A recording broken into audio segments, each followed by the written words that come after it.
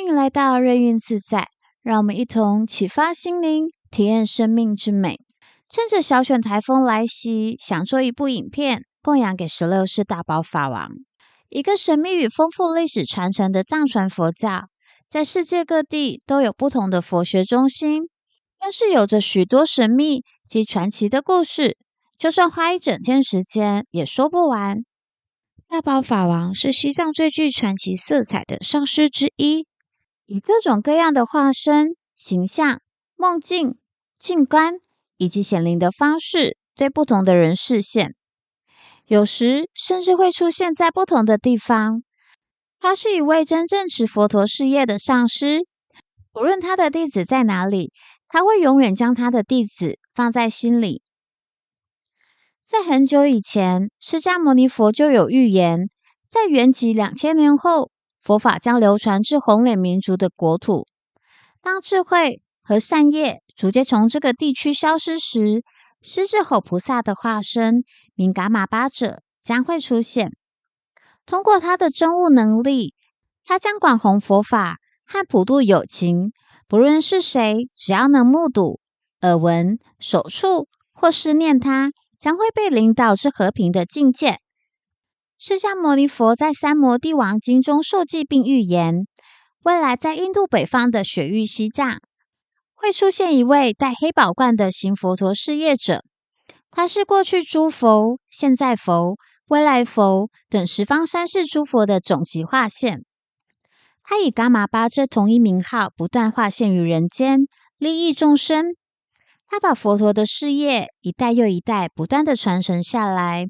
直到未来佛降生，他将在弥勒佛之后成就无上正等正觉，为贤劫第6佛，名号狮子吼佛。莲花生大师延藏预言曾说过，实践观世音菩萨之善行，具足敬畏行为的密咒瑜伽士，富有圣者噶玛巴之名者，将横越整个大地。他以善巧方便及大悲心调伏有情和护佑他们。大宝法王一共转21世，莲花生大士也分别对这21位大宝法王都做了预言。预言注明每一位法王的名称、重要事件与功德。噶玛巴全名是嘉华噶玛巴，又称大宝法王。噶玛巴一字出自于梵语，意为行佛陀事业者，或者是行佛陀事业的化身。他是藏传佛教4大教派之一噶玛噶举派最高的法教领导者，并被视为是金刚总持的化身。噶玛巴不仅是噶举传承的中心，并且在金刚乘各教派中也极具影响力。那我们就先从最尊贵的第16世大宝法王噶玛巴说起。之前影片一直有陆续提到最尊贵的16世大宝法王，有兴趣的朋友可以去看我之前的影片《无始红光身》，里面有介绍到有着最神秘色彩的藏传佛教，影片连结我放在上面跟片尾。最尊贵的16世大宝法王出生于西元1924年，于东藏德格省一个名叫阿图的贵族家庭，名字是浪炯日佩多杰。当时发生许多神奇的事件，据说当噶玛巴还在母亲体内时，人们可以听到在母体内传来6字大明咒的持咒声音，这是大宝法王尚未出世便显化了大神通的传奇，并在母亲怀孕最后阶段的某一天，尚未出世的噶玛巴竟从母亲的子宫内完全消失，长达1天之久。而在临盆当天，母亲的肚子又回到了怀胎时的正常大小，不久就产下了这位伟大的菩萨。而诞生时，天空也出现了许多瑞象，当地的人们都看到了天际均出现了彩虹，并听到天空响起各种美妙的天乐歌声。每一世大宝法王圆寂时，都会留下一封信，预告下一世化身的任何讯息，其中包含父母亲的名字、出生家庭的方位跟其实际环境的描述。依照第15世大宝法王遗留下的文件，最尊贵的15世大宝法王写道，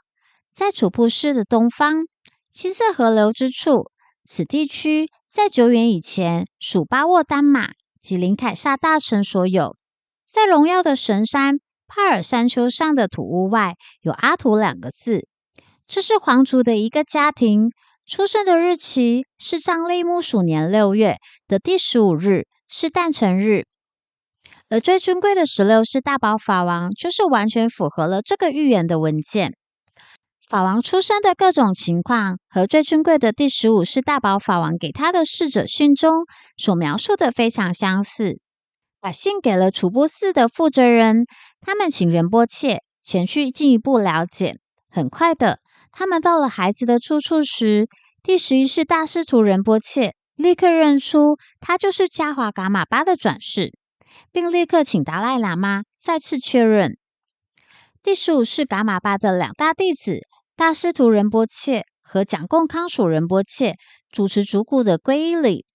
并受菩萨戒，不久也得到了达赖喇嘛的认证信函。虽然在寻找认证最尊贵的第16世大宝法王的盛会，我们无缘见证，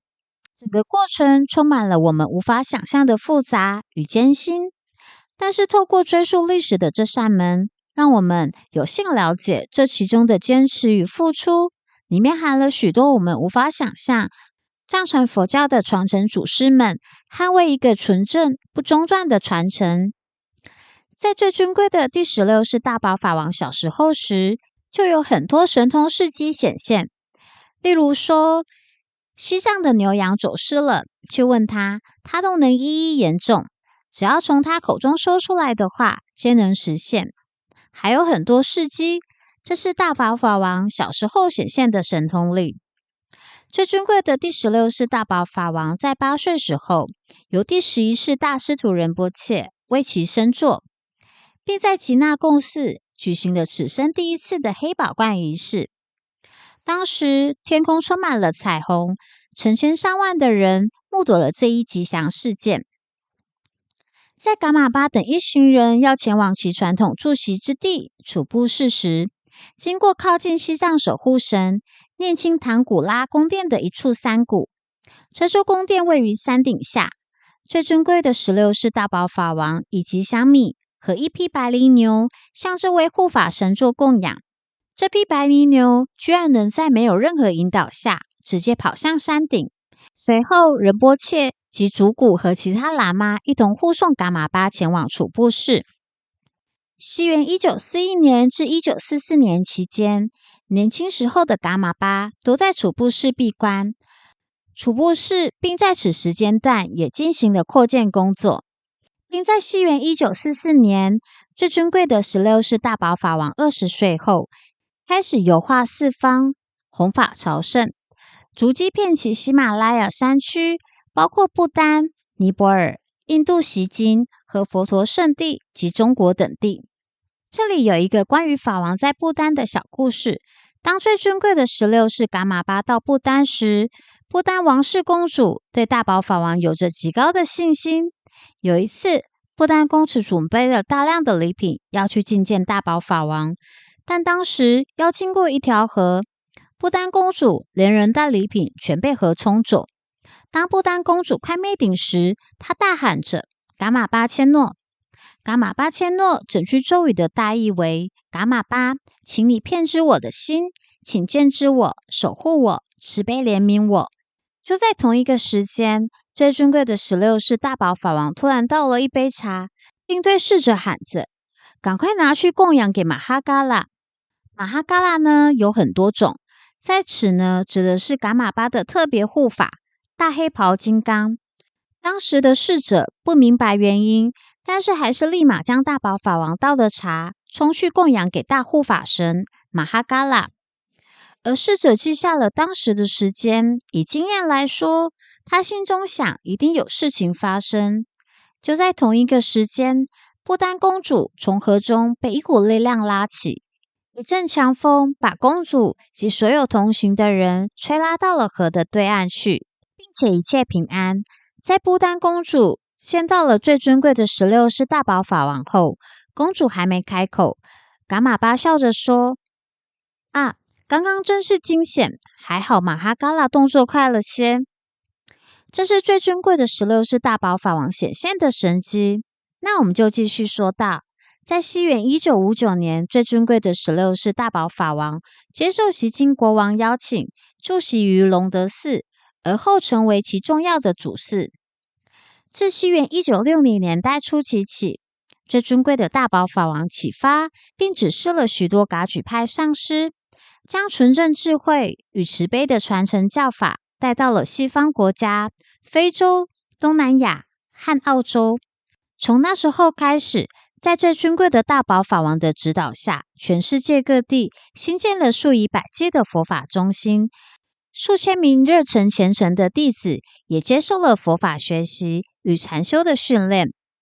而在西元1974年开始，也先后3次访问了西方。最尊贵的第16世大宝法王展开了第1次环球之旅，这中间访问了包括美国、加拿大、欧洲等国。在其他许多上师、僧众及工作人员的陪同下，噶玛巴首次在西半球举行了黑宝冠仪式，给予灌顶，并做佛法开示。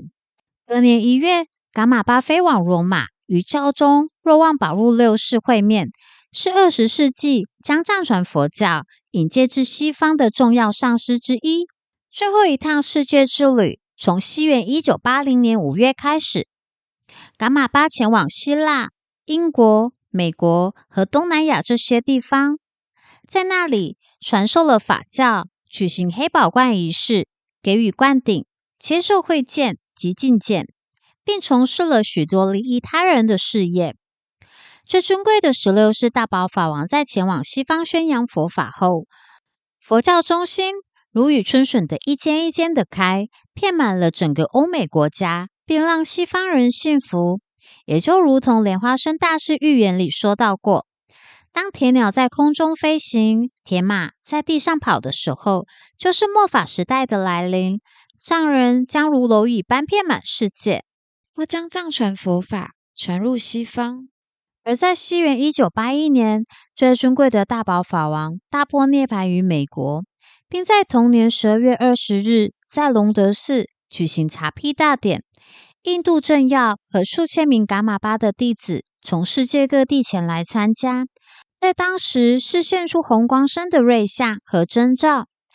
致敬伟大最尊贵的第16世大宝法王噶玛巴千诺。下集影片将会讲法王的神奇小故事。那今天就说到这里，希望你们会喜欢我的内容，欢迎点赞订阅并开启小铃铛。那我们就下期见喽！